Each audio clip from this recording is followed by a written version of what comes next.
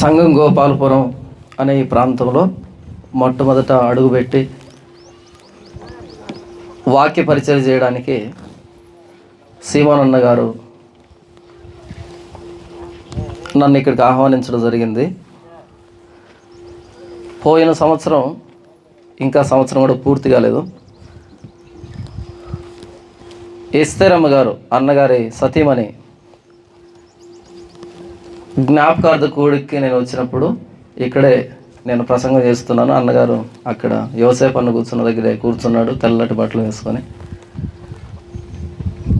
నేను వచ్చానని చాలా సంబరపడుతూ వాక్యం వింటున్నాడు. సంవత్సరం తిరక్కసరికే మరలా అన్న జ్ఞాపకార్థ కూడికి ఇక్కడికి రావాల్సి వస్తుందని నిజంగా చాలా దాన్ని తలుచుకోవడానికి కూడా బాధగా అనిపిస్తుంది. ఇకపోతే అన్న ఎలా మరణించాడు అని లోర్దేస్ అన్న చెబుతూ, ఇక అన్న చనిపోయేటువంటి రోజు ఆ ముందు రోజు అనుకుంటా, బహుశా హాస్పిటల్లో వాళ్ళతో చెప్పాడంట, ఇక నేను బ్రతకును అన్నట్టుగా ఆయన భావించి నన్ను త్వరగా సంఘం దగ్గర తీసుకుని వెళ్ళండి అని కోరాడంట. వాళ్ళు వెంటనే తీసుకుని వచ్చారు. తీసుకుని రాగానే అందరూ సంఘస్థులందరినీ చూశాడంట, తనివితేరా చూశాడంట.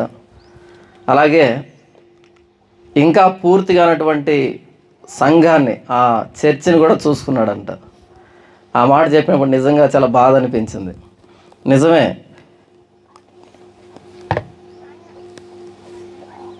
రూపాయి ఎంతసేపు కూడా అన్నకి వీళ్ళకి ఆటో తోలుకుంటూనే వస్తుంది కదా. వీళ్ళందరికీ ఆటోలు తోలుకోవాలి, పని చేసుకుంటూనే వస్తుంది, కానీ ఇంకా వేరే రూపేనా రాదు. వేలకు వేలు, లక్షలకు లక్షలు డబ్బు పంపించే వాళ్ళు కూడా ఇలాంటి సంఘాలకేం పంపించరు. వర్షం ఎక్కడ పడాలంటే బీడు భూముల మీద పడితే దానికి సార్థకత చేకూరుతుంది. కానీ వర్షం ఎక్కడ పడుతుందంటే కల్వరి టెంపుల్లోనూ పెద్ద పెద్ద అరక్క తేపుతున్నారు కదా. ఆకలి తేపులు వేరే, అరక్కుండా వచ్చే తేపులు వేరే. కోట్ల రూపాయలు పడుతున్నాయి, ఏం చేయాలో తెలియక క్రికెట్ ఆడుతున్నారు. మొన్న ఒక వీడియో పెట్టాను, ఐపీఎల్ ఏంటి, క్రైస్తవానికి క్రికెట్కి సంబంధం ఏంటని పెడితే వెంటనే నాకు ఆయన ఫోన్ చేశాడు. ఆయన ఎవరు అంటే వాచ్మెన్ అంట అక్కడ.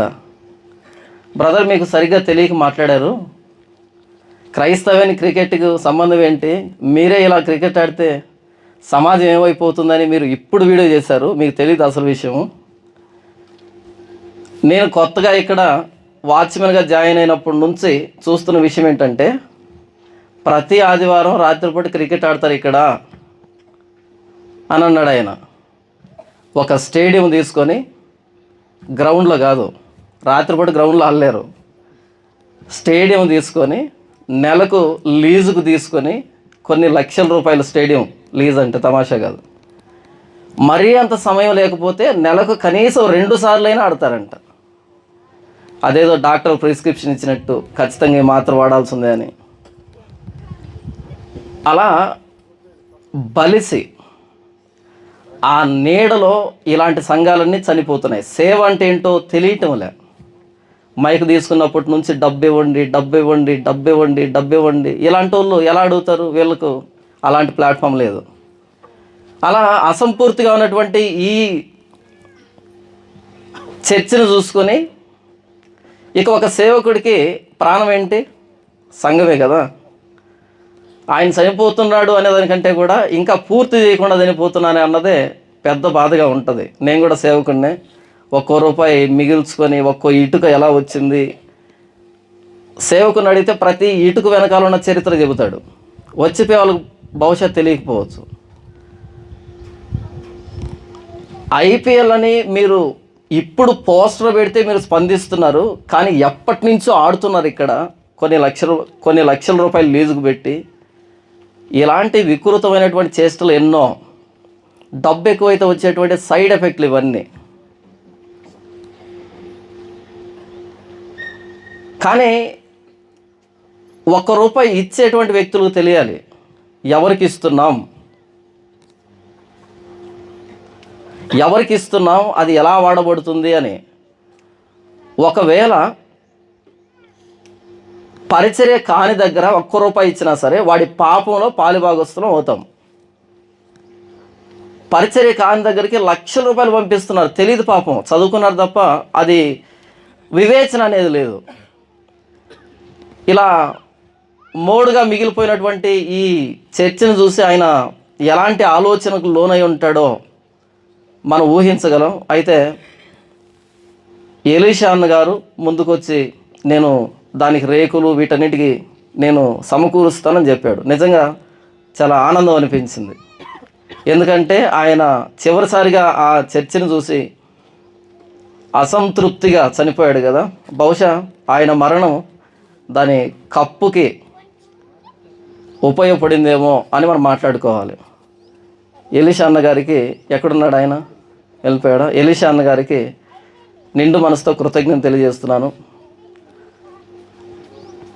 ఎందుకు నేను ఎంతసేపు దీని గురించి చెప్పాను అంటే మీరు ఎవరైనా స్పందిస్తారని. ఎందుకంటే ఇది చాలా పేద సంఘం పేదది కాదు, అందులో ఉన్నటువంటి వ్యక్తులు చాలా పేదవాళ్ళు. వాళ్ళకి మరో రూపాయన ఎక్కడి నుంచి ఏమీ రాదు. కొన్ని రోజుల క్రితం లోర్దేశ్ అన్న ఫోన్ చేశాడు. ఉదయం 6 గంటలు లేదా 7 గంటల ప్రాంతంలో ఫోన్ చేశాడు. నాకు ఉదయం 8 గంటల లోపు ఫోన్ వస్తే ఆ ఫోన్ ఎత్తాలంటే భయంగా ఉంటుంది, అందుకని ఫోన్ లిఫ్ట్ చేయను, ఏం వినాల్సి వస్తుందో అని. ఈలోపు ఇంకో వ్యక్తి కాల్ చేశాడు. ఆయన ఏం వినకూడదు అనుకుంటే దాన్ని చెప్పాడు, సీమోనన్న గారు చనిపోయాడు అని. నమ్మడానికి చేత కాలేదు. ఇక్కడ కూర్చున్నటువంటి మీరు ఆయన ఆ సమాధి కార్యక్రమాన్ని చూశారు కాబట్టి మీరు నమ్ముతున్నారేమో, కానీ ఆ సమాధి కార్యక్రమాన్ని నేను చూడలేదు కాబట్టి నాకు అంత నిర్ధారణ జరగట్లేదు. ఉదయాన్నే వెళ్ళి సమాధిని చూశాను, అయినా సరే ఏమో ఇది అబద్ధమేమో అనేటువంటి ఒక ఆలోచన. సరే, మనం ఎంతసేపు చనిపోయినటువంటి అన్న గురించి మాట్లాడుకున్నా మనకు నిరీక్షణ ఉంది కాబట్టి, మన క్రైస్తవులం కాబట్టి వాక్యంతో మనం ఈ బాధని శాంతిపరుచుకునేటువంటి ప్రయత్నం చేద్దాం. ఆదికాండము 23వ అధ్యాయము 1వ వచనం నుంచి నేను చదివి వినిపిస్తాను. శారా జీవించిన కాలము అనగా శారా బ్రతికిన ఏండ్లు 127. శారా కనాను దేశమందులి హెబ్రోనును కిర్యతర్బాలో మృతి పొందెను. అప్పుడు అబ్రహాము శారా నిమిత్తము అంగలార్చుటకును ఆమెను గూర్చి ఏడ్చుటకును వచ్చెను. తరువాత అబ్రహాము మృతి పొందిన తన భార్య ఎదుటి నుండి లేచి హేతుకుమారులను చూచి, మీ మధ్య నేను పరదేశినిగాను పరవాసినిగాను ఉన్నాను. మృతి పొందిన నా భార్య నా కన్నుల ఎదుట ఉండకుండా ఆమెను పాతిపెట్టుటకు మీ తావున నాకొక శ్మశాన భూమిని స్వాస్థ్యముగా ఇయ్యుడని అడుగుగా. శారా 127 సంవత్సరాలు బ్రతికిందంట. ఎన్ని సంవత్సరాలు బ్రతికిందంట? 127 సంవత్సరాలు బ్రతికిందంట. అంటే మోషే కంటే ఎక్కువ సంవత్సరాలే బ్రతికింది. 127 బ్రతికినా సరే ఒకానొక రోజు చనిపోవలసి ఉంది. ఈ నంబర్కి ఏదో ఒక రోజు ముగింపు రావాలి. 127 సంవత్సరాలు బ్రతికింది, ఒకానొక రోజు మృతి పొందింది. అప్పుడు అబ్రహాము శారా నిమిత్తము అంగలార్చుటకును ఆమెను గూర్చి ఏడ్చుటకును వచ్చెను. అంగలార్పు ప్లస్ ఏడుపు. దేవుని నమ్ముకున్న మనం ఏడవచ్చు, అంగలార్చవచ్చు, బాధపడవచ్చు. ఎందుకంటే మనల్ని వదిలి వెళ్ళినటువంటి వ్యక్తుల జ్ఞాపకాలని మనం మదిలోనికి తెచ్చుకున్నప్పుడు మనకు తెలియకుండానే బాధ అనిపిస్తుంది. వారితో మనకున్నటువంటి అనుబంధాన్ని బట్టి బాధపడము, ఏడవడం అన్నది తప్పేమీ కాదు. అయితే నిరీక్షణ లేని అన్యజనులు లాగా మనం బాధపడకూడదు. మన బాధలో, మన ఏడుపులో నిరీక్షణ ఉండాలి. నిరీక్షణతో కూడినటువంటి ఏడుపు ఉండాలి. అబ్రహాము అంగలార్చడానికి ఏడవడానికి వచ్చాడంట. తరువాత ఏం జరిగిందంటే 3వ వచనంలో, తరువాత అబ్రహాము, ఒకసారి చదువుతారా? తరువాత అబ్రహాము మృతి పొందిన తన భార్య ఎదుటి నుండి లేచి హేతు కుమారులను చూచి, మీ మధ్య నేను పరదేశిగాను పరవాసిగాను ఉన్నాను.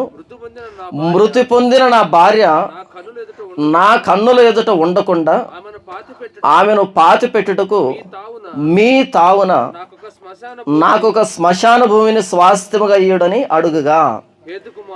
ఏడ్చాడు, బాధపడ్డాడు, అంగలార్చాడు.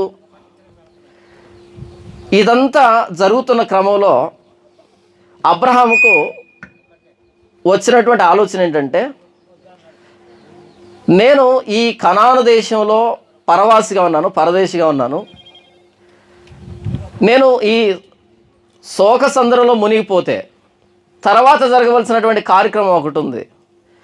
ఈరోజు ఉన్నట్టుగా అప్పట్లో బాడీ ప్రెజర్ లేవు. మరుసటి రోజు వరకు ఆ పీనుగును పెట్టి 2 రోజులు 3 రోజుల తర్వాత సమాధి చేయడానికి, ఎప్పుడు చనిపోయాడో ఆ రోజు సాయంకాలం లోపు ఆ వ్యక్తిని పాతి పెట్టేయాలి. ఒకవేళ సాయంకాలం చనిపోతే మరుసటి రోజు ఉదయాన్నే మధ్యాహ్నం లోపు పాతి పెట్టేసాలి. ఎందుకంటే ఇప్పుడున్నట్టుగా అప్పట్లో లేదు. కాబట్టి తాను ఏడుస్తున్నాడు, అంగలారుస్తున్నాడు. ఈలోపు ఒక ఆలోచన వచ్చింది. ఎంతసేపు ఏడుస్తూ కూర్చుంటే నా భార్యను ఎక్కడ సమాధి చేయాలి అనేటువంటి ఆలోచన వచ్చింది.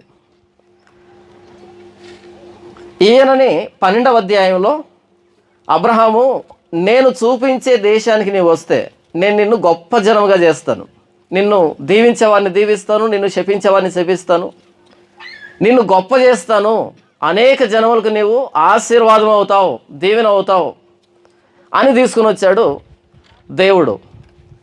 అయితే ఇక్కడ తన భార్యను పాతి పెట్టుకోవడానికి ఆయనకు స్థలం లేదు.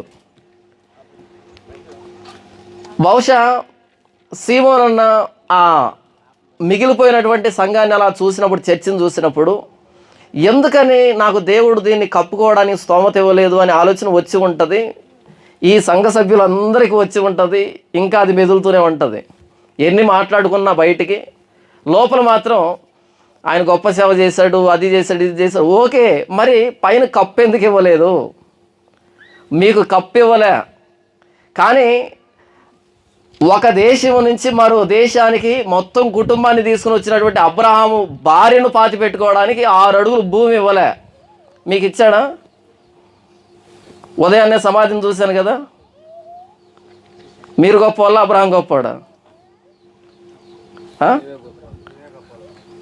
ఎస్, మనకి సమాధి చేసుకోవడానికి 6 అడుగులు గుంత దొరికింది, స్థలం దొరికింది కదా. అబ్రహాముకి దొరకలే. కానీ ఏం చెప్పి తీసుకుని వచ్చాడంటే, నేను చూపించే దేశానికి వస్తే మొత్తం దేశం రాసిస్తా అన్నాడు. కొంత భూమి కాదు, మొత్తం ఇస్తా. కానీ ఆయన ఏడుస్తున్నాడు. తనివి తీరా ఏడ్చేదానికి కూడా లేదు. తనివి తీరా ఎప్పుడు ఏడ్చొచ్చు అంటే, నేను ఏడుస్తూ ఉంటే పక్కనే ఉన్న వ్యక్తి కన్నెగరేస్తే ఆ వ్యక్తి వెళ్ళి ఆ సమాధి కార్యక్రమాన్ని సిద్ధపరుస్తూ ఉంటాడు. నేను తనివి తీరా ఏడవచ్చు. ఇప్పుడు అబ్రహాముకి 2 బాధలు. ఒకటి, చనిపోయిన భార్య కోసం ఏడవాలి. 2, ఆ భార్యను ఎక్కడ పాతి పెట్టాలి అని ఏడవాలి. ఎందుకు అంటే పాత నిబంధన కాలమే కాదు, ఇప్పటికీ యేసు ప్రభు దగ్గరికి రానటువంటి వ్యక్తుల ఆలోచన ఏంటంటే, సమాధి అన్నది లేకపోతే, సమాధి కార్యక్రమం అన్నది సరిగ్గా జరగకపోతే అది అవమానం, వాడు పాపాత్ముడు, వాడు దుర్మార్గుడు అనేటువంటి ఆలోచన. మీరు సామెతల గ్రంథము 30వ అధ్యాయము 17వ వచనాన్ని చూస్తే అక్కడ ఒక మాట ప్రయోగించబడింది. చదవండి ఎవరైనా. సామెతల గ్రంథము 30వ అధ్యాయం 17వ వచనం. తండ్రిని అపహసించి తండ్రి మాట విననొల్లని వాని కన్నులు లోయకాకులు పీకును, పక్షిరాజు పిల్లలు దానిని తినును. ఇక్కడ జ్ఞాని ఏమని మాట్లాడుతున్నాడు అంటే, తల్లి మాట విననటువంటి, తండ్రికి తిరగబడేటువంటి అపహసించేటువంటి వాడి కన్నుని లోయకాకులు పీకుతాయి. లోయకాకులు పీకడం అంటే అర్థం ఏంటి అంటే సమాధి జరగదు ఆ వ్యక్తికి. సమాధిలో పెడితే లోపలనే కుళ్ళిపోతాడు వ్యక్తి.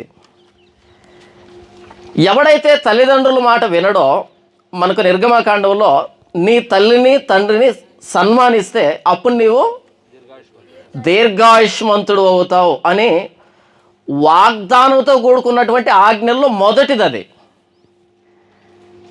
తల్లిదండ్రుల్ని సన్మానించాలి అన్నది దేవుడు జారీ చేసినటువంటి ఆజ్ఞ. దానికి వాగ్దానాన్ని జత చేశాడు. నీవు నీ తల్లిదండ్రులను సన్మానించినప్పుడు నీవు దీర్ఘాయుష్మంతుడు అవుతావు. ఒకవేళ నీ తల్లిదండ్రుల్ని సన్మానించకపోతే, తల్లి మాట వినకపోతే, తండ్రిని అపహసిస్తే నీ కన్నుల్ని లోయకాకులు పీకుతాయంటే నువ్వు చచ్చిపోయినప్పుడు సమాధి చేసేవాడు కూడా ఉండడు, అంత దిక్కులేని సాగు చేస్తావు. అలా భూమి మీదనే కుక్కలాగా విసిరివేయబడితే నీ కన్నుల్ని లోయకాకులు పీక్కుని తింటాయి.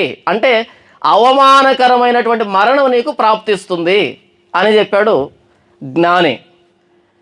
ఏం చెప్తున్నాను అంటే సమాధి సరిగ్గా జరగకపోతే ఎంత బ్రతికినా సరే అవమానకరమైన జీవితంగానే పరిగణించబడుతుంది.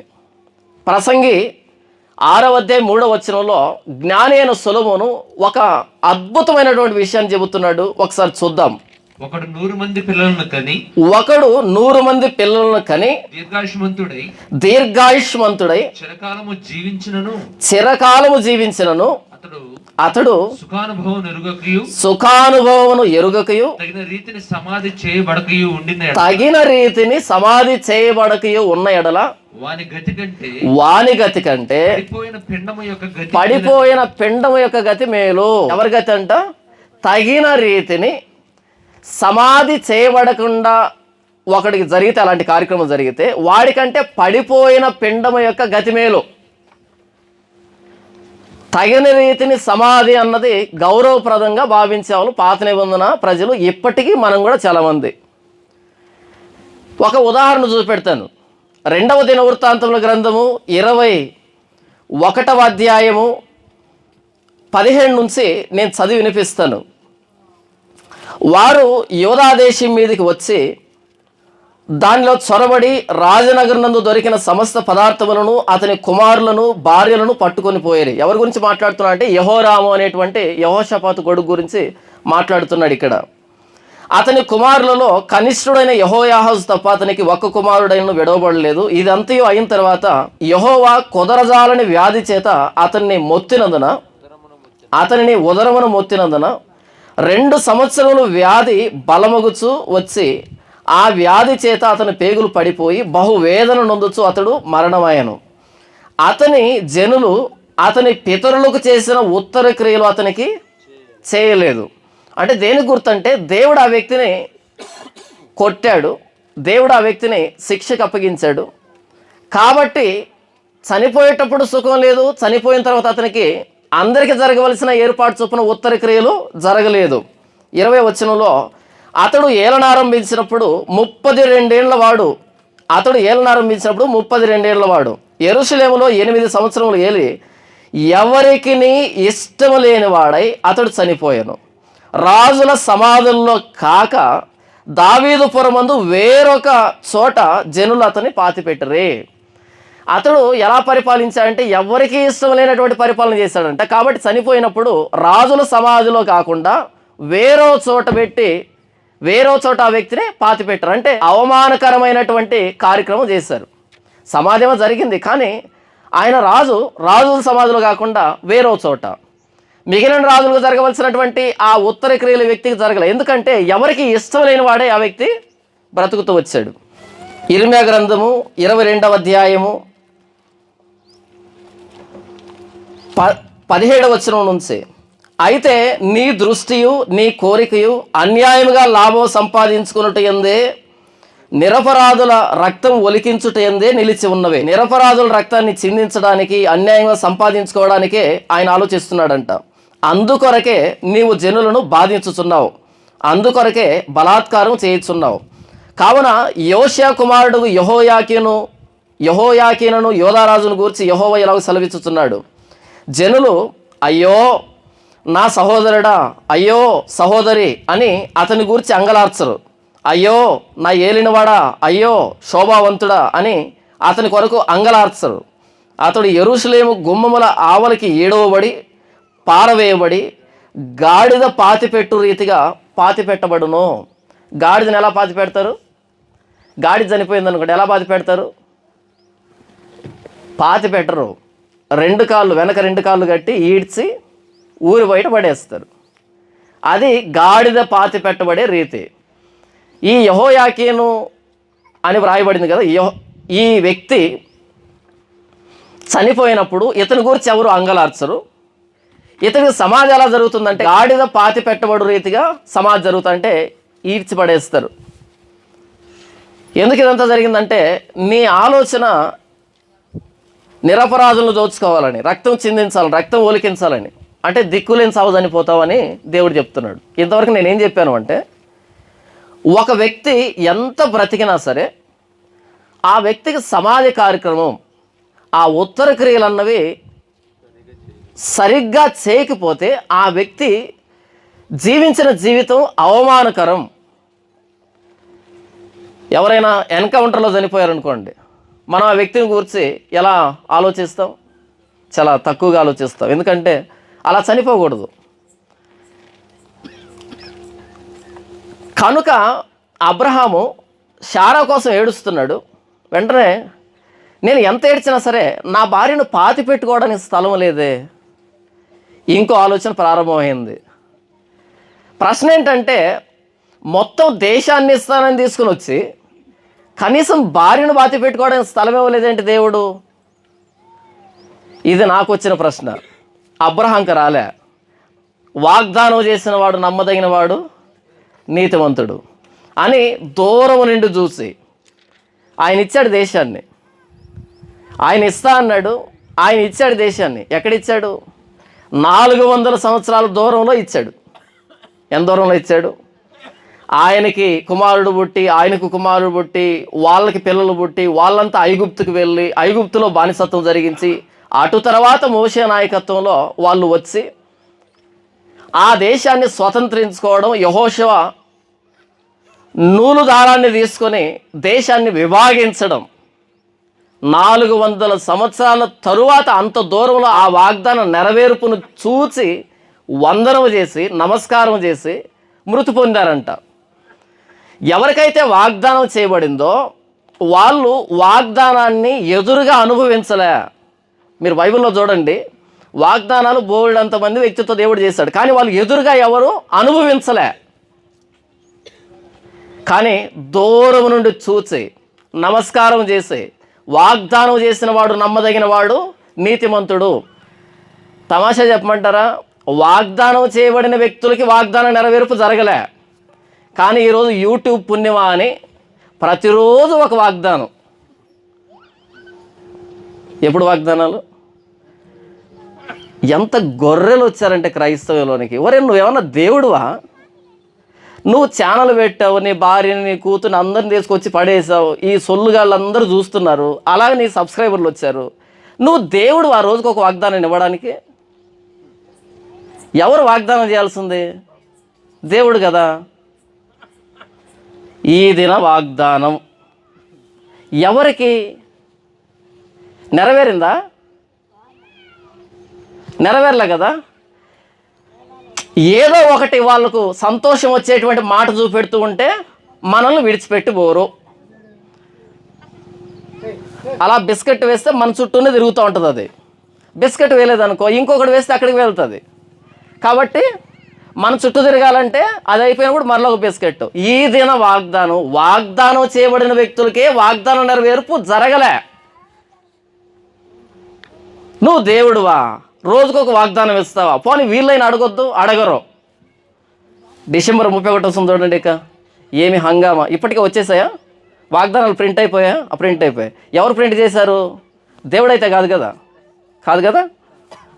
ఇంక వాటిని తీసుకొని వాగ్దానం చేయబడినటువంటి వ్యక్తులు వాగ్దానం నెరవేర్పును చూడలే. దేశం ఇస్తా అన్నాడు, భార్యకు సమాధినివ్వలే. అది వచ్చిన సమస్య.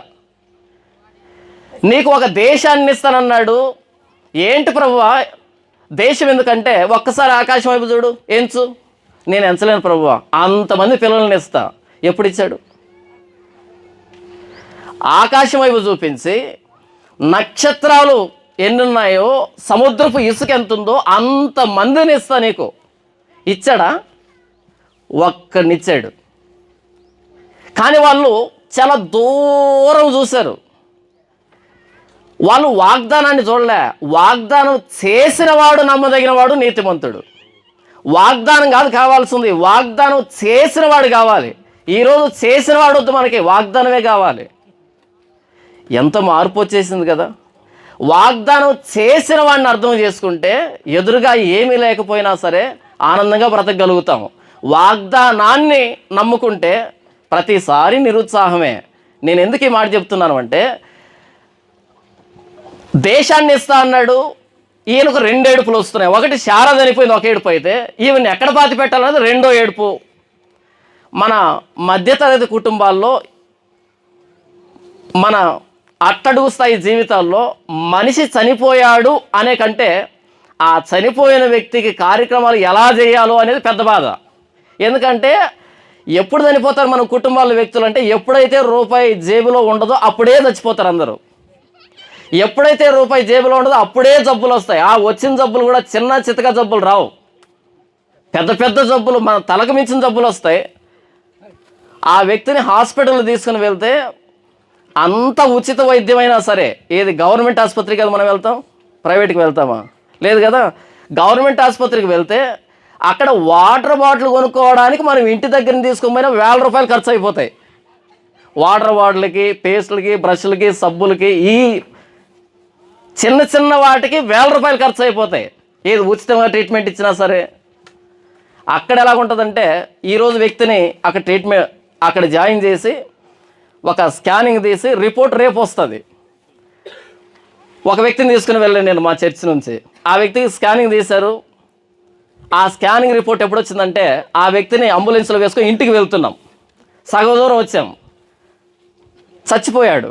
సగం దూరం వచ్చినప్పుడు ఫోన్ చేసి, అయ్యా పలానా వ్యక్తి సంబంధికులు మీరేనా? ఎస్ మేమే. ఆ వ్యక్తికి స్కానింగ్ రిపోర్ట్ వచ్చింది, తీసుకుందారండి. ఏం చేయాలి దాన్ని? కనుక మన జీవితం ఎలాగుంటుందంటే, మన మధ్యతరగతి అట్టడుగు స్థాయి జీవితాలు ఎలాగుంటాయంటే, ఎప్పుడు మన దగ్గర డబ్బు ఉండదో అప్పుడే వ్యక్తి చనిపోతాడు, అప్పుడే సమస్య వచ్చి పడుతుంది. అలాంటప్పుడు మన విశ్వాసం అన్నది కదిలిపోతుంది. బయటికి ఎన్ని మాట్లాడుకున్నా సరే లోపల మనకి ఆ నిశ్చయిత ఉండదు. ఆ నిశ్చయిత మనకి ఎప్పుడు వస్తుందంటే, వాగ్దానాన్ని కాకుండా వాగ్దానం చేసిన వాడిని అర్థం చేస్తున్నప్పుడు వస్తుంది. పరిస్థితులు ఎలా మారినా సరే వాగ్దానం చేసిన వాడిని మనం అర్థం చేసుకోవాలి. ఈరోజు సమస్య ఏంటంటే, క్రైస్తవులకి యేసు ప్రభు గురించి తెలియదు, ఆయన్ను ప్రకటిస్తున్న వారి గురించి తెలుసు. యేసు ప్రభు అంటే ఎవరికి నొప్పి రాదు. యేసు ప్రభుని చెడమడ తిట్టానికి ఒకడు, ఎవరికి నొప్పి రాదు. వాళ్ళ అయ్యగారిని అంటే మాత్రం చిర్రెత్తుకు వస్తుంది. అసలు ఏం తెలుసురా ఆయన గురించి నీకు? మనిషే కదా, మనిషిలో బోల్డని లోపాలు ఉంటాయి. నాలో లోపాలు ఉంటాయి, ఇంకొకరిలో లోపాలు ఉంటాయి, మనుషులం కదా.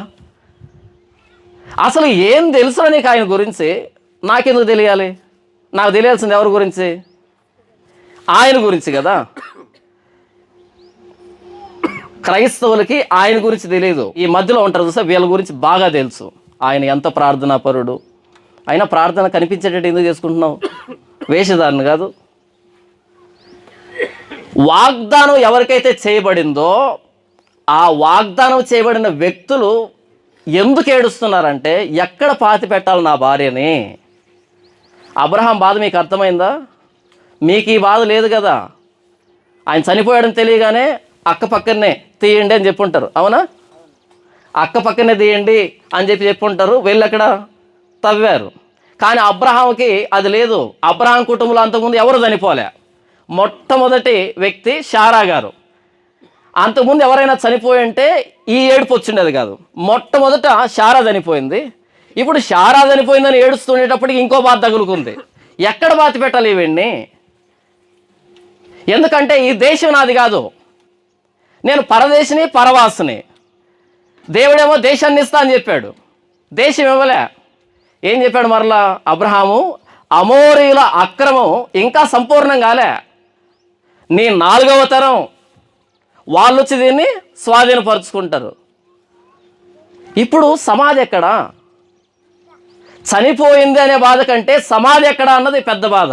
తరువాత అబ్రహాము మృతి పొందిన తన భార్య ఎదుటి నుండి లేచి హేతుకుమారులను చూచి, హేతుకుమారులు అంటే హిత్తీయులను చూసి, హేతుకుమారులను చూచి, మీ మధ్య నేను పరదేశిగాను పరవాసిగాను ఉన్నాను, మృతి పొందిన నా భార్య నా కన్నుల ఎదుట ఉండకుండా ఆమెను పాతిపెట్టుటకు మీ తావున నాకు ఒక శ్మశాన భూమిని స్వాస్థ్యంగా ఇయ్యుడని అడుగగా. మృతి పొందిన నా భార్యను కళ్ళెదురుగా పెట్టుకొని ఎంతసేపు ఏడుస్తాను? కాబట్టి నా భార్యను పాతి పెట్టుకోవడానికి మీ తావున ఒక స్థలాన్ని ఇవ్వండి అని తర్వాత మీరు చూస్తే 400 వెండి నాణ్యాలకి ఆ శ్మశాన భూమిని కొంటాడు. చాలా ఎక్కువ మొత్తం ఇచ్చి 400 వెండి నాణ్యాలు ఇచ్చి ఆ శ్మశానాన్ని కొని అందులో మొట్టమొదటి తన కుటుంబ సభ్యురాలుగా శారా గారిని పాతి పెడతాడు అబ్రహాం. ఎందుకు ఇదంతా చెప్పాను అంటే, అబ్రహాము తన భార్యను పాతి పెట్టడం అనేది గౌరవప్రదమైనటువంటి కార్యం. సమాధి సరిగ్గా జరగకపోతే ఆ వ్యక్తి కంటే పడిపోయిన పిండం మేలని సొలొమోను చెప్పాడు. ఎవడైతే అక్రమాలు చేస్తాడో, అన్యాయాలు చేస్తాడో వాడు గాడిద పాతి పెట్టబడి రీతిగా పాతి పెట్టబడతాడని ఇర్మియా చెప్పాడు. ఎవడైతే తల్లిదండ్రుల మాట వినకుండా చచ్చిపోతాడో వాడి కన్నుల్లో లోయకాకులు బీగుతాయని సామెతల్లో గ్రంథకర్త చెప్పాడు. సమాధి అన్నది చాలా శ్రేష్టమైంది, గంభీరమైంది. మన పాడి వెనకాల ఎంతమంది వస్తే మనం అంత గొప్ప వాళ్ళమే అనేటువంటి ఆలోచన ఉంది. అందుకని మీరు శ్మశానంలోకి వెళ్తే పెద్ద పెద్ద సమాధులు ఉంటాయి, లక్షలు పెట్టి సమాధులు కట్టిస్తారు. కారణం ఏంటంటే గౌరవించడం ఆయా వ్యక్తుల్ని. ఇలా చనిపోయిన వ్యక్తులను గౌరవించేటువంటి పద్ధతులు చాలా ఉన్నాయి కదా. వాళ్ళు చనిపోయినా సరే వారి పేరట కొన్ని కార్యక్రమాలు చేయడం, వారి సమాధిని అలంకరించడం, వారి పేరిట రకరకాల కార్యక్రమాలు, దాన ధర్మాలు ఇలాంటివి చేస్తూ ఉంటారు కదా. ఇక్కడ అబ్రహాం మనసు ఏంటంటే నా భార్యను గౌరవించాలి. ఎలా గౌరవించాలి అంటే ఒక సమాధిని కొనుక్కోవాలి, అక్కడ నా భార్యను పాతి పెట్టాలి. ఒకవేళ నా భార్యను పాతి పెట్టలేకపోతే ఇంతవరకు నా భార్య బ్రతికిన బ్రతుకు అవమానకరంగా అనిపిస్తుంది, సమాధి కూడా చేయలేకపోయాడు అనిపిస్తుంది అని ఆయన సమాధిని సంపాదించాడు. ఈరోజు చాలామంది చనిపోయేటువంటి ఆ గడియలు దగ్గరకు వచ్చినప్పుడు పిల్లలను పిలిచి వారిని ఎక్కడ పాతి పెట్టాలో కూడా చెప్పి కొంతమంది చనిపోతారు. మా చర్చికి వచ్చేటువంటి ఒక వ్యక్తి వాళ్ళ తల్లిగారు ఆవిడ చనిపోయేటువంటి కొన్ని నెలల ముందు 1,00,000 రూపాయలు డబ్బు తీసి పెద్ద కొడుకు ఇచ్చి, నేను చనిపోయిన తర్వాత నన్ను పలానా విధంగా సమాధి చేయండి, పలానా పాసన పిలవండి, ఇలా జరగాలి, నాకు ఇక్కడ పాతి పెట్టండి అని చెప్పిందంట. ఎందుకు అంటే ఈ 4 త్రాగుడు పోతులే, ఈవిడ యేసుప్రభువు నమ్ముకుంది. ఒరే, నేను చనిపోయేటప్పటికి మీ దగ్గర చిల్లిగా ఉండదు, నాకు తెలుసు ఆ విషయం. నేను చనిపోయానని తెలియగానే ఈ బాధ దిగమింగడానికి ఉన్న 4 రూపాయలు కూడా తాగడానికి ఉపయోగిస్తారు మీరు, కాబట్టి మీ దగ్గర డబ్బు ఉండదు. అందుకనే ముందే ఇస్తున్నాను, ఈ 1,00,000 రూపాయలు నా సమాధి కోసం మీరు పెట్టండి. ఎందుకనంటే సమాధి జరగకపోతే అవమానం. ఇలా ఒక వ్యక్తిని ఇంటిలో నుండి శ్మశానంలోనికి ఎలా పంపించాలి అనే దగ్గర సమాజం నిలవబడింది. అటు పాత నిబంధన సమాజం కానీ ప్రస్తుతమైన సమాజం కానీ ఎక్కడి దాకా వచ్చి ఆగారు అంటే, ఇంటిలో ఉన్న పీనుగుని శ్మశానం దగ్గరికి గౌరవప్రదంగా ఎలా తీసుకుని రావాలి. ఉదాహరణకి ఎవరైనా ఒక అబ్బాయి పెళ్ళి ఈడుకొచ్చి చనిపోయాడు అనుకోండి, అప్పుడు ఆ తల్లిదండ్రులు ఏమనుకుంటారంటే ఎటు పెళ్ళి జరగలేదు, ఇదే పెళ్ళిక. ఏది పెళ్ళి? ఈ సమాధి పెళ్ళిక. తీసుకుని రండి, ఎవరు ఎంత ఇస్తే అంత తీసుకుని రండి, లక్షలు పెట్టి అంగరంగ వైభవంగా ఈ బ్యాండ్ బాజా తీసుకొచ్చి సాగనంపే ప్రయత్నం చేస్తారు. ఎందుకంటే వీడికి పెళ్ళి జరగలేదు కనుక పెళ్ళి ఇదే, సమాధి ఇదే. ఇలా పీనుగని ఇంటి దగ్గర నుంచి శ్మశానానికి తీసుకొని రావడానికి సమాజం చాలా డబ్బు హెచ్చిస్తుంది, చాలా ఆలోచనలు పెడుతూ ఉంది. ఇక్కడే ఆగింది. ఇంతవరకు నేను మీకు చూపించాను అబ్రహాం విషయంలో. ఆదికాండంలో సమాధి కార్యక్రమం గురించే ఒక అధ్యాయం రాయబడింది అంటే అది ఆదికాండం 23వ అధ్యాయం. సమాధి కార్యక్రమం గురించే ఒక అధ్యాయం రాయబడింది, అది ఆదికాండం 23వ అధ్యాయం. ముందు అధ్యాయంలో చనిపోయారు, సమాధి చేయబడ్డారు అని వదిలిపెట్టేశాడు. కానీ పూర్తిగా సమాధి చుట్టూనే తిరిగినటువంటి అధ్యాయం 23వ అధ్యాయం. ఎందుకు అంటే అబ్రహాం తన భార్యని గౌరవిస్తున్నాడు. మనం క్రొత్త నిబంధన ప్రజలమే. మనం క్రొత్త నిబంధన ప్రజలమే అంటే ప్రభు అయిన యేసుక్రీస్తు వారి రక్త ప్రోక్షణ కిందికి వచ్చినటువంటి వ్యక్తులమే. పాత నిబంధన ప్రజల ఆలోచన విధానమే మన లోపల ఉందనుకోండి, యేసు ప్రభు ప్రాణత్యాగాన్ని మనం వెక్కిరించినట్టు. అది ఉండడం తప్పని చెప్పటంలా, అది మాత్రమే ఉంటే తప్పని చెప్తున్నా. మొన్నెవరో ఒక ఆయన నాతో వాదిస్తున్నాడు. ఈ ఆత్మ వచ్చి కింద పడి దొరుకుతూ ఉంటారు కదా, దాని గురించి మాట్లాడితే అసలు నీకు అక్షర జ్ఞానం ఉంది కానీ ఆత్మ జ్ఞానం లేదు. ఏ జ్ఞానం అంట? అక్షర జ్ఞానం ఉంది కానీ ఆత్మ జ్ఞానం లేదు. మరి నీకు అంటే నాకు ఆత్మ జ్ఞానం ఉంది కానీ ఏం లేదంట. అంటే వీళ్ళు మేలుకునే మాట్లాడతారా, నిద్రలో మాట్లాడతారా? నాకు నిజంగా సందేహం అనిపిస్తుంది. అక్షర జ్ఞానం అక్షరం చంపును కానీ ఆత్మ జీవింపజేయును అనే మాట పౌలు ఎందుకు ప్రయోగించాడు అంటే, అక్షరం అంటే పాత నిబంధన, ఆత్మ అంటే క్రొత్త నిబంధన అని. ప్రభు అయిన యేసుక్రీస్తు వారిని ప్రభువు అని ఒప్పుకోవాలంటే పరిశుద్ధాత్మ దేవుని ద్వారానే జరుగుతుంది అని పౌలు చెప్పాడు. ఆయన వచ్చి పాపమును గూర్చి, నీతిని గూర్చి, తీర్పును గూర్చి ఒప్పింపజేస్తాడు అని యేసుప్రభు చెప్పాడు. అంటే యేసుప్రభుని నమ్మడం అంటే ఆత్మ అనుభవంలోకి రావడం. ఈరోజు ఏమైపోయిందంటే కింద పడి దొరలడం అయింది. అది ఎంత మార్పు వచ్చింది చూసారా? పాత నిబంధన ప్రజలు యేసుప్రభుని నమ్మరు.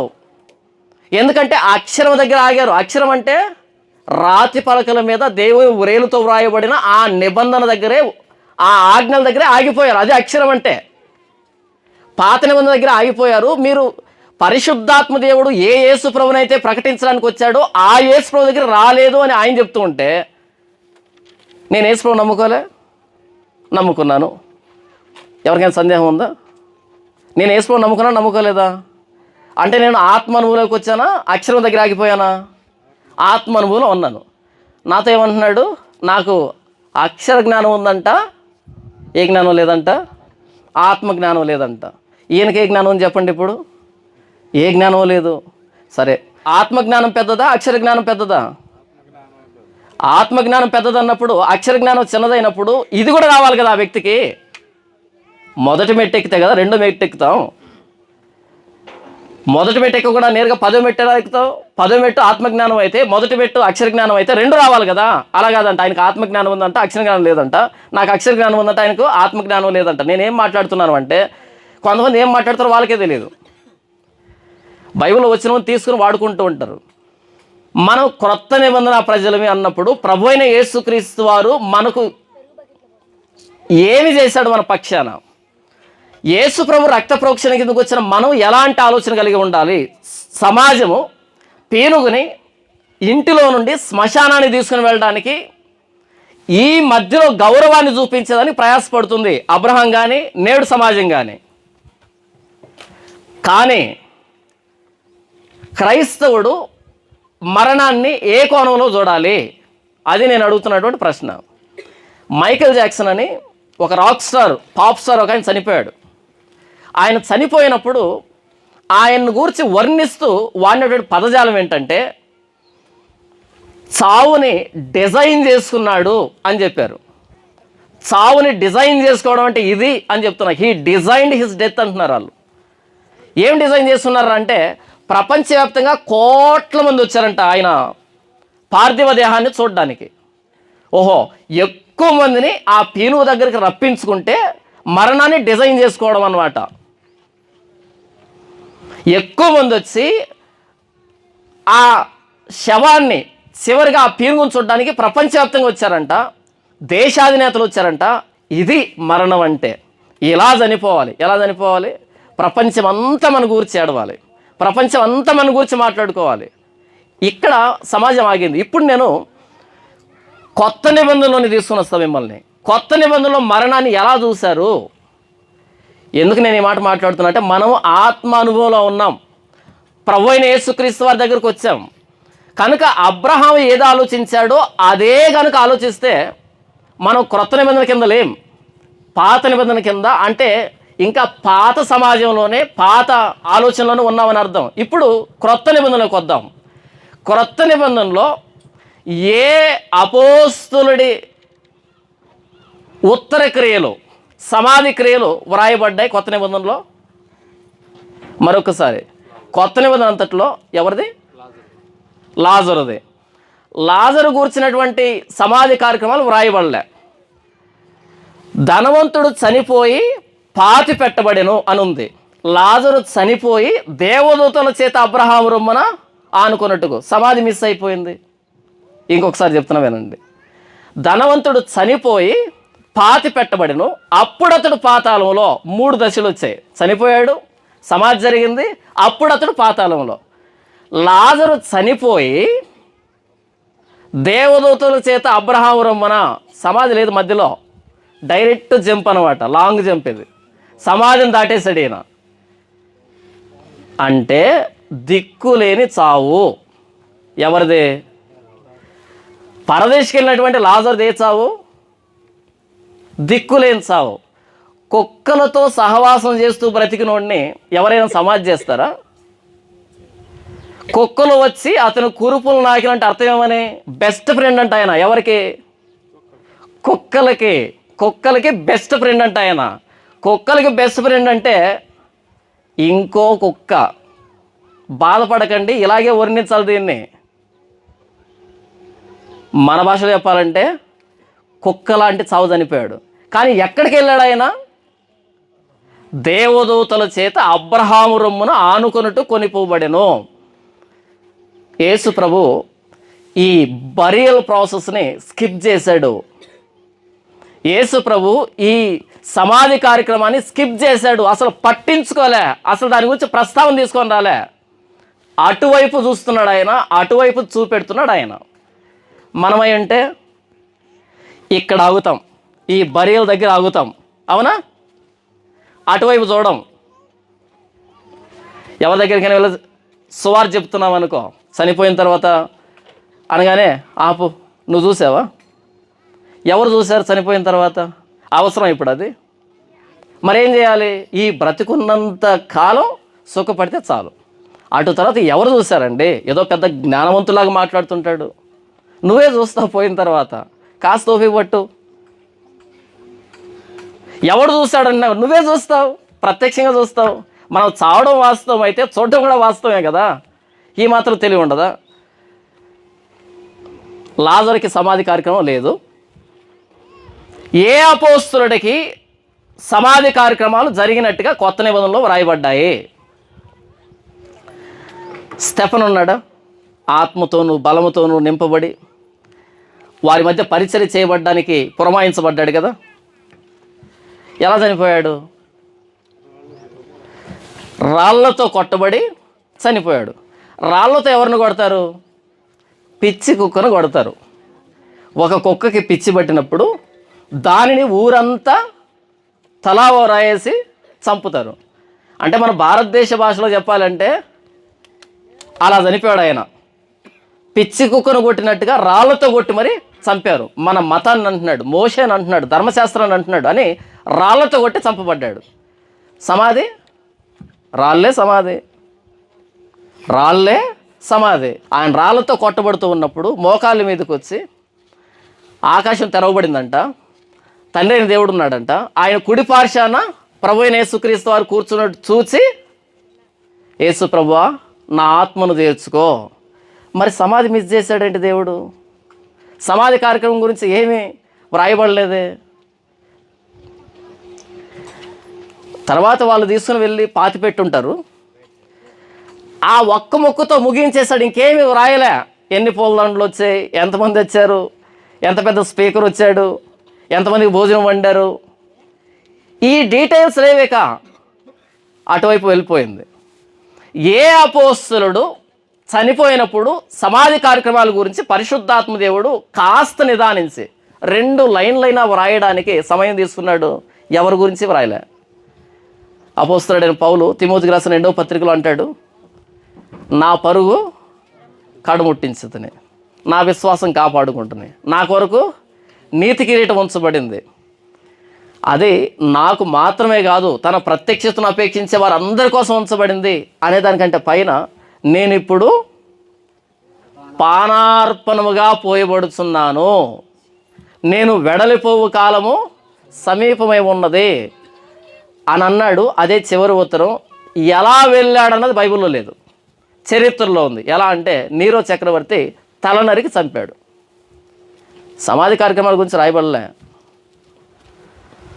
అపోస్తలులు ఎక్కడ ఎలా చనిపోయారు, వారికి సమాధి ఎలా జరిగింది అనే దాని గురించి పరిశుద్ధాత్మ దేవుడు కొత్త నిబంధనలో ఒక 4 వచనాలను కూడా కేటాయించలేదు. అబ్రహాం విషయంలో, శారా విషయంలో ఒక అధ్యాయాన్ని కేటాయించాడు. కొత్త నిబంధనలో కనీసం 4 లైన్లు కూడా కేటాయించలే. ఎందుకు అంటే పాత నిబంధన సమాధిని చూస్తుంది, కొత్త నిబంధన ఖాళీ సమాధిని చూస్తుంది.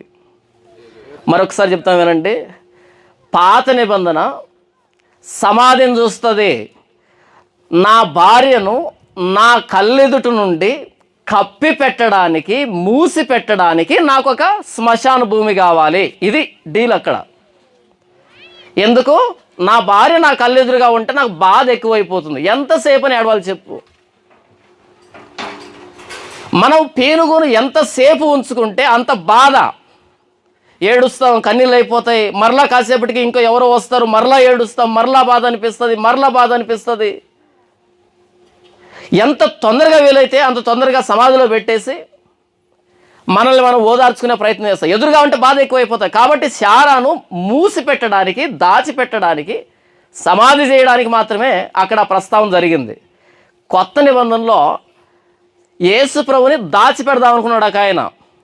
అరిమత యోసేపు కానీ నికోదేము కానీ 120 సేర్లు ఎత్తు సుగంధద్రవ్యాలు తీసుకొని వచ్చారు. బోలం సాంబ్రాణి ఏంటంటో తీసుకొని వచ్చారు. రాజమర్యాదలు చేశారు. ఎందుకంటే రాయల్ ప్యాలెస్లో పనిచేస్తున్నారు కాబట్టి. కొత్త సమాధి అంటది, చాలా కొత్తది, ఇప్పటికీ కొత్తది, పాతబడలే. సమాధి ఎప్పుడు పాత పడుతుంది అంటే అందులో పెట్టబడిన శవం చీకిపోతే అప్పుడు కుళ్ళు పడుతుంది, పాత పడుతుంది.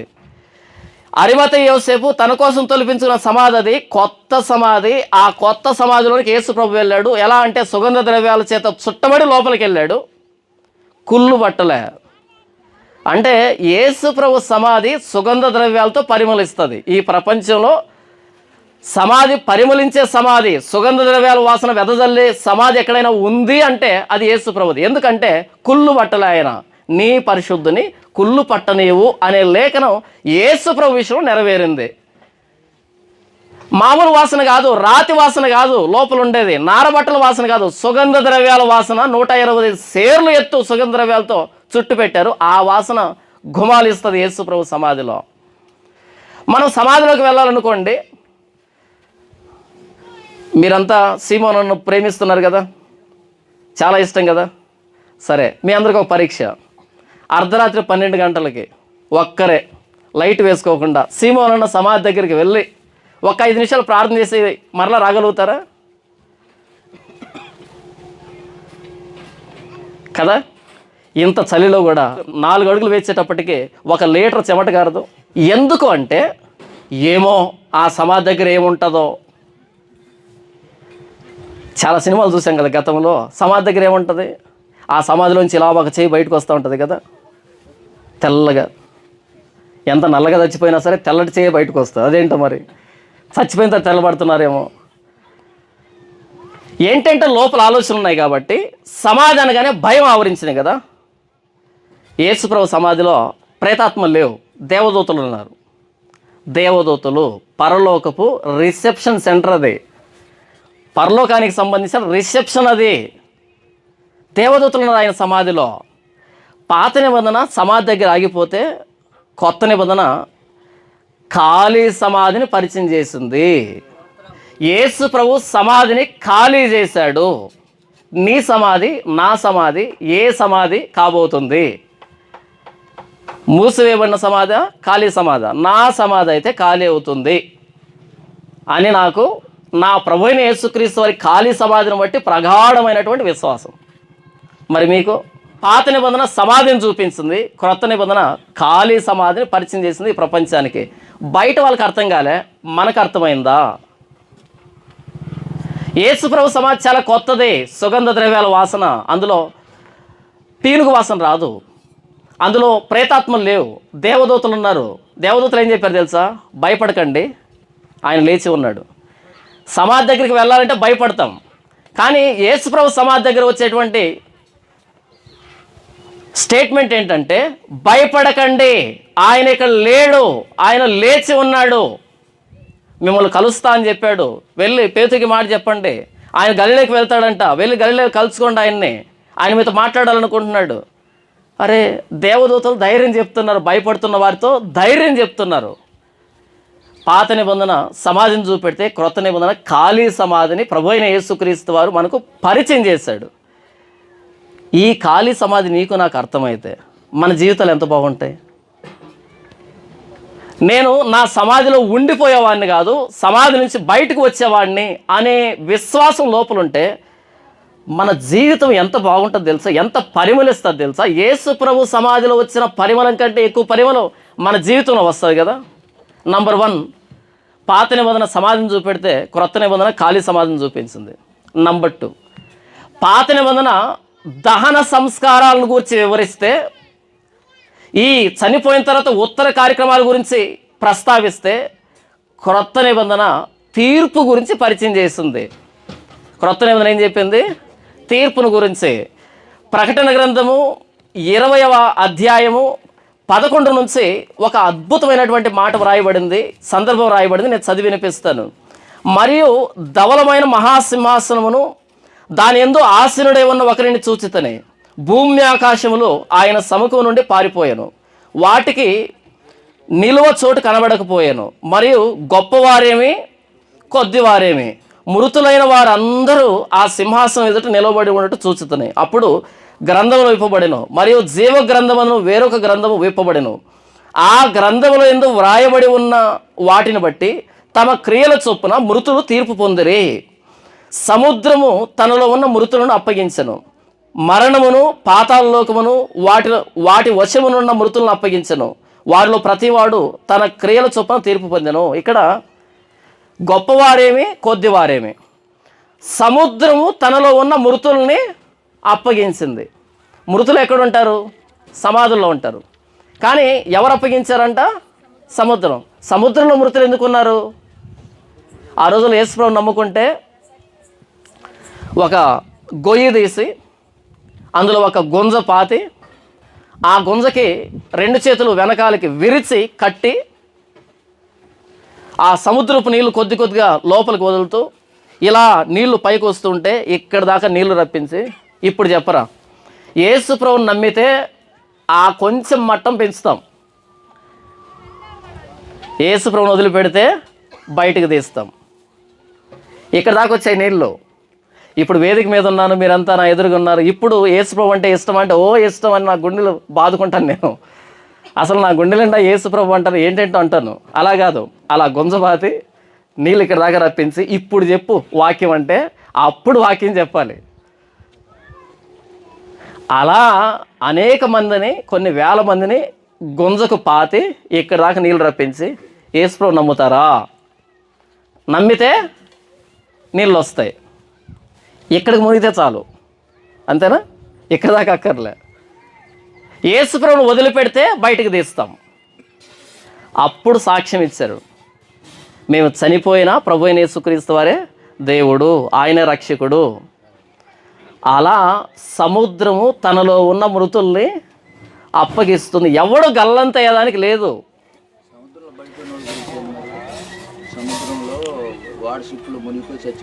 అవును, వాళ్ళు కూడా బయటకు వస్తారు. చెప్తాను చెప్తాను, నాకు అర్థమైంది.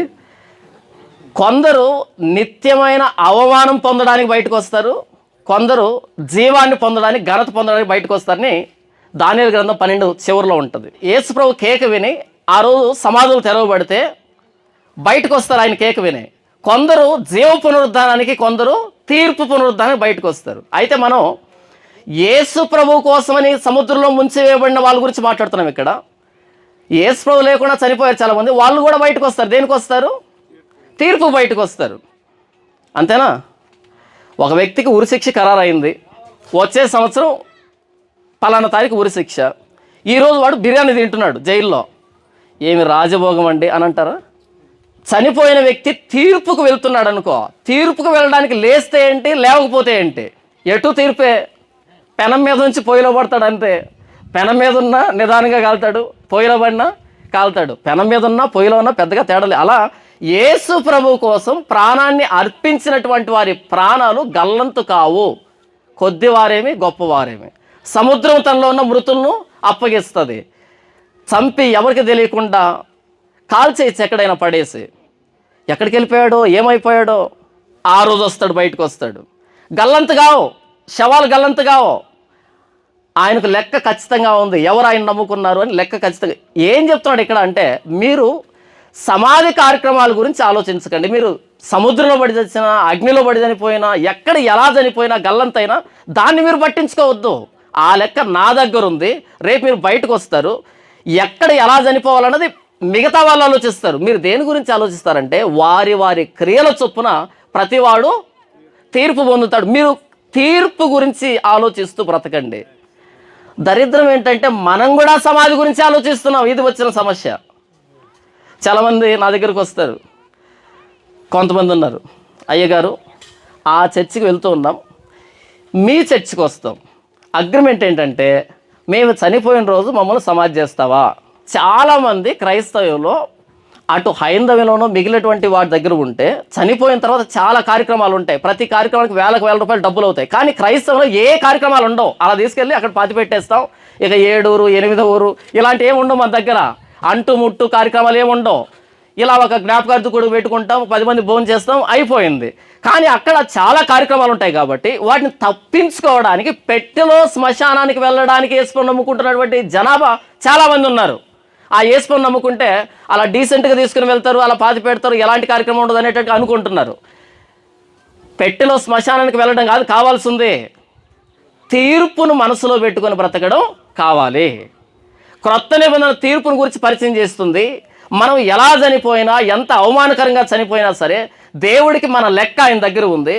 ఆయన ఏం చూస్తాడంటే, నేను ఎలా ఉత్తర క్రియలు జరిగాయి నాకు అనేది కాకుండా నేను ఏ క్రియలు చేశాను అన్నది ఆయన పట్టించుకోండి. నంబర్ 1, పాత నిబంధన సమాధి పరిచయం చేస్తే క్రొత్త నిబంధన ఖాళీ సమాధిని పరిచయం చేస్తుంది.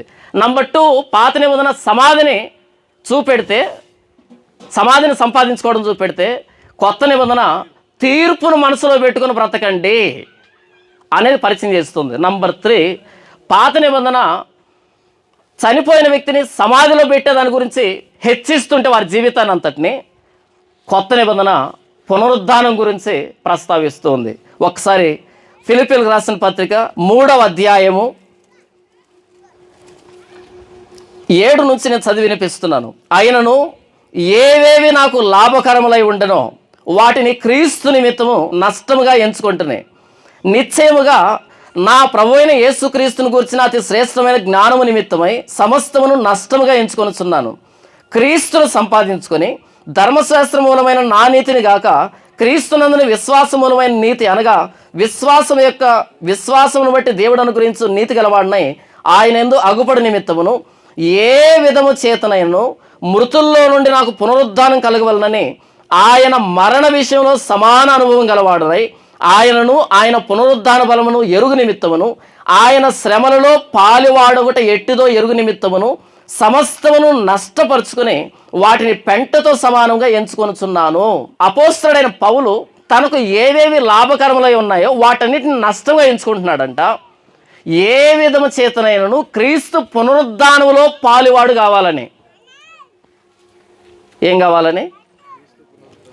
క్రీస్తు పునరుద్ధానంలో పాలువాడు కావాలని, ఆయనను ఆయన మరణ అనుభవాన్ని ఎరుగు నిమిత్తము ఆయన శ్రమలలో పాలువాడగుట ఎట్టిదో దానికోసం ప్రయాసపడుతున్నాడంట.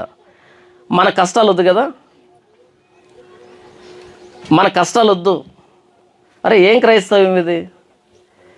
క్రైస్తవానికి కష్టాలు కేర్ ఆఫ్ అడ్రస్. కానీ మనమే అనుకుంటున్నామంటే అదేంటి, వాళ్ళు యేసుని నమ్ముకున్నప్పటి నుంచి అంచెలంచెలుగా ఎదుగుతున్నారు, నేను మాత్రం ఎదగట్లేదే. అక్కడ చూడకు, బైబిల్లో చూడు. పక్కింటోళ్ళని ఎదిరింటోళ్ళని చూస్తే కృంగిపోతాం, బైబిల్లో చూస్తే ధైర్యం వస్తుంది. మేఘం వలె ఆవరించి ఉన్నటువంటి సాక్షి సమూహం ఉంది, వీళ్ళతో మనకు పోటీ, పక్కింటోళ్ళతో కాదు. మన ఈ 2023లో ఈ దౌర్భాగ్య పాస్టులు ఉన్నారు కదా, వాగ్దానాలన్నీ చూడండి, సువార్తకు సంబంధించి ఏది రాదు, కష్టానికి సంబంధించి ఏది రాదు. అన్నీ కూడా దేవుడు విజయాన్ని ఇస్తూ ఉంటాడు, దేవుడు అభివృద్ధిని ఇస్తూ ఉంటాడు, దేవుడు దీవిస్తూ ఉంటాడు, దేవుడు ఆశీర్వదిస్తూ ఉంటాడు. ఇలాంటి అన్ని లాటరీ ప్రోగ్రాంలు ఉంటాయి కదా. ప్రసంగాలు ఏంటి? ఆశీర్వదించబడాలంటే ప్రశ్నార్థకం. తమ్నైల్ మీద ఏముంటుంది? నీవు ఆశీర్వాదం పొందాలనుకుంటున్నావా? మరి నువ్వు పొందావా? నువ్వు పొందితే మరలా డబ్బు ఎందుకు అడుగు తింటున్నావు కదా. నువ్వు ఆశీర్వాదం పొందావా? పొందితే నువ్వెందుకు అడుక్కుంటున్నావు మరలా అన్ని రకాల అకౌంట్లు పెట్టి? మనం ఆలోచించాం కదా. దీవెన త్వరగా రావాలంటే, అంచెలంచెలుగా ఎదగాలంటే, రెండింతల ఆశీర్వాదం కావాలంటే నీకు లేదు కదా, నువ్వెందుకు ఆ టైటిల్ పెట్టడం? క్రీస్తు మరణ విషయంలో సమాన అనుభవం అంటే అర్థం ఏంటి? యేసు ప్రభు ఎలా శ్రమపడ్డాడో ఎగ్జాక్ట్గా అలాంటి శ్రమే నాకు కావాలి అని ప్రయాసపడుతున్నా. ఎందుకంటే యేసు ప్రభు ఎలా పునరుద్ధానం చెందాడో అలానే పునరుద్ధానం చెందాలంటే యేసు ప్రభు ఎలా శ్రమపడ్డాడో అలానే శ్రమపడాలి. ఈక్వేషన్ సరిపోయిందా? మనం మాత్రం యేసు ప్రభు శ్రమలతో ఏమాత్రం అస్సలు సంబంధం ఉండకూడదు, కానీ యేసు ప్రభు లాంటి పునరుద్ధానం కావాలి. అస్సలు ఈక్వేషన్ మ్యాచ్ కాలేదు. ఆయన మరణ విషయంలో సమాన అనుభవం గలవాడనై ప్రయాసపడుతున్నాను. ఎందుకు ఇంత ప్రయాస, ఎందుకు ఇంత నష్టంగా ఎంచుకుంటున్నావు అంటే, ఇది నష్టం కాదు, లాభం సంపాదించుకుంటున్నా. దేన్ని అంటే, ఏ విధము చేతనైనను నాకు మృతుల్లో ఉండి పునరుద్ధానం కలగాలి. ఇది ఆయన గురి. కొత్త నిబంధన పునరుద్ధానాన్ని మనకు పరిచయం చేస్తుంది. పాత నిబంధన ప్రజలు సమాధిని సంపాదించుకోవడానికి ప్రయాసపడ్డారు. మనం కూడా సమాధిని సంపాదించుకునే దగ్గర ఆగిపోతే మనకి పాత నిబంధన ప్రజలకి ప్రస్తుతం ఉన్న సమాజానికి తేడా ఉండద్దు. చివరిగా అబ్రహాము శారా సమాధిని 400 వెండి నాణ్యాలకి కొన్నాడు. తన కుటుంబానికి శ్మశాన భూమిని 400 వెండి నాణ్యాలు కొన్నాడు అబ్రహాం. చాలా కాస్ట్, అది చాలా ధర ఆ రోజుల్లో. 400 వెండి నాణ్యాలు అంటే చిన్న విషయం కాదు. ఆయన దగ్గర డబ్బు ఉంది, కొన్నాడు. యేసు ప్రభు ఖాళీ సమాధిని, పునరుద్ధానాన్ని, మన పాప క్షమాపణని, మనం ప్రతినిత్యం ఆయన యందు భయభక్తులు కలిగి జీవించేటువంటి ఈ జీవన విధానాన్ని ఎంత పెట్టుకున్నాడు తెలుసా? దేవుడు తన స్వరక్తమిచ్చి సంపాదించిన తన సంఘం. 400 వెండి నాణ్యాలు కాదు, ఇది తన స్వరక్తమిచ్చి సంపాదించిన సంఘం. యేసు ప్రభు ప్రాణం పెడితే ఈ నీడ కింద నీవు నేను కూర్చున్నాం. ఒకప్పుడు ఇలా లేం మనం.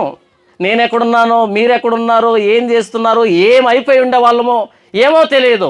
ఈ నీడ కింద వచ్చి కూర్చున్నాము అంటే ఆయన స్వరక్తమిచ్చి మనల్ని సంపాదించాడు కాబట్టి ఇక్కడ నీవు నేను కూర్చున్నాం.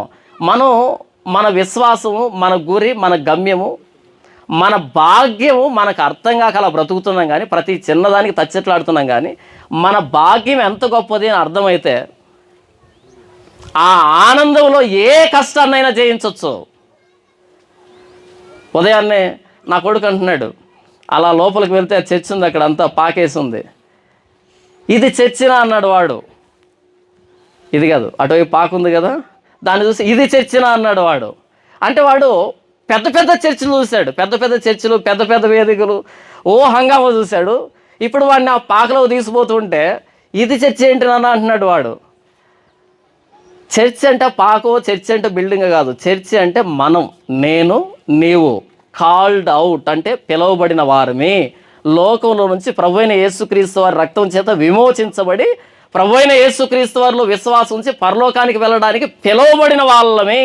నేను ఒక చర్చ్, నీవు ఒక చర్చ్. దురదృష్టం ఏంటంటే ఇది చర్చ్ అనుకొని ఇక్కడ ఒక సిలువ, ఆ పక్కనో సిలువ, ఆ పక్కనో సిలువ, ఎక్కడ గ్యాప్ ఉంటే అక్కడ సిలువలు పెట్టేసి ఇది చర్చ్ అంటున్నావు. సారీ, అది బిల్డింగ్. చర్చ్ ఎవరు? మనం. దేవుడు తన స్వరక్తమిచ్చి సంపాదించింది బిల్డింగ్ కాదు, తన స్వరక్తమిచ్చి సంపాదించి సంఘం నేను, నీవు. నిజంగానే మనం కాల్డ్ అవుట్ లాగా, పిలువబడిన వారిలాగా బ్రతుకుతున్నామా? నీవు చనిపోతే నీ సమాధి ఖాళీ అవుతుందా? ఆ నిరీక్షణ ఉందా? నా యందు విశ్వాసం ఉంచి చనిపోయినవాడు చనిపోయినను తిరిగి బ్రతుకుతాడు. నాకు ఆ విశ్వాసం ఉంది. ఏంటి రుజువు అంటే, నా ప్రభు అయిన యేసుక్రీస్తు 2000 సంవత్సరాల క్రితం తిరిగి లేచాడు, సమాధిని గెలిచాడు. చరిత్ర ఇది, నిర్ధారణ ఇది. ఆ ఖాళీ సమాధి యందు నేను విశ్వాసం ఉంచినప్పుడు నేను ఎందుకు లేవను? లేస్తాను. కాబట్టి ఈ సమాధి దగ్గర నేను ఆగిపోను. సమాధి తర్వాత గురించి ఆలోచిస్తా, పునరుద్ధానం గురించి ఆలోచిస్తా, తీర్పును గురించి ప్రతినిత్యం మనసులో పెట్టుకొని బ్రతుకుతా. నా ప్రభు అయిన యేసుక్రీస్తు విలువ పెట్టాడు నా కోసం. అబ్రహాం పెట్టింది 400 వెండి నాణ్యాలు. నా ప్రభు అయిన యేసుక్రీస్తు తన స్వరక్తం ఇచ్చాడు. కలిగి ఉన్నదేది ఆయన లేకుండా కలుగలేదని వ్రాయబడిన ఆ దేవాది దేవుడు నరావతారిగా నా కోసం వచ్చే రక్తమాంసంలో పాలువాడాడు. కారణం ఏంటంటే నన్ను విమోచించడానికి, నా స్థానాన్ని తీసుకోవడానికి. సీమోనన్న జ్ఞాపకార్థ కూడిక సందర్భంగా పాత నిబంధన విశ్వాసానికి, ప్రస్తుత సమాజం యొక్క గమ్యానికి, ప్రభు అయిన యేసుక్రీస్తు మరణ సమాధి పునరుద్ధానాలకు వచ్చిన మన విశ్వాసానికి ఎంత వ్యత్యాసం ఉంది అనేటువంటి వర్తమానాన్ని దేవుడు ఇంతవరకు తన లేఖనాల ద్వారా మన చెవుల్లో వినిపించాడు. కనుక మనది కొత్త నిబంధన విశ్వాసం. మనం సమాధిని దాటి చూస్తాం. సమాధి దగ్గర ఆగిపోతే మనం సమాధిని దాటి చూస్తాం. కాబట్టి మన భక్తి ఈ సమాజానికి చాలా భిన్నంగా ఉంటుంది, చాలా ఉన్నతంగా ఉంటుంది. మనం పునరుద్ధానం చెందేటువంటి వ్యక్తులవి. మనది ఖాళీ సమాధి. ఇలాంటి విశ్వాసం మనందరికీ దేవుడు అనుగ్రహించునుగాక. దేవుడి వాక్యాన్ని దీవించునుగాక. ఆమేన్.